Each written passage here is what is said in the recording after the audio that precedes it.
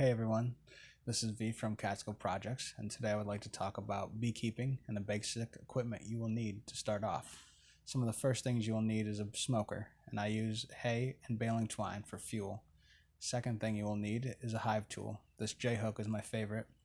A frame puller makes it easy to pull frames out of your hive body or honey super. And a bee suit is a must. I prefer a full body suit and gloves. You will also need a beehive setup. I use a 10 frame setup, and here's a layout of the hive. You got your bottom board, 10 frame telescoping cover with inner lid, your hive body or brood box. You will need 10 frames, 9 1/8 with foundation, and I use 8 1/2 wax right cell. And there's your inner cover. So over to the right, I have a honey super, and I use shallow supers for easy lifting. You will also need 10 frames and foundation for your honey supers.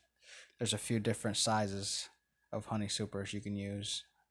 I just prefer the shallows. So here's a drawn out frame that has been extracted. And here's one that hasn't been drawn out yet. And here to the right is a queen excluder. You can use them, but I don't, because I want to give my queen all the room she needs to lay eggs so they don't swarm. So there's an overview of what everything looks like laid out. So here it is, all assembled. And then you can see that you got your entrance, and they have a little landing spot. So I'm going to take this apart so you can have an idea of how everything goes together. You got your cover, and then here's your inner cover, your honey frames, or your super, that's where your super would be. Take that off, and then you got your queen excluder if you use one, brood box, and your frames, and then your bottom cover. So over here is my setup I made. The unpainted one I made the year before, and the painted one I made this year. I started this year off with 4 hives, and I caught 3 swarms, so that's why I had to put up a new platform.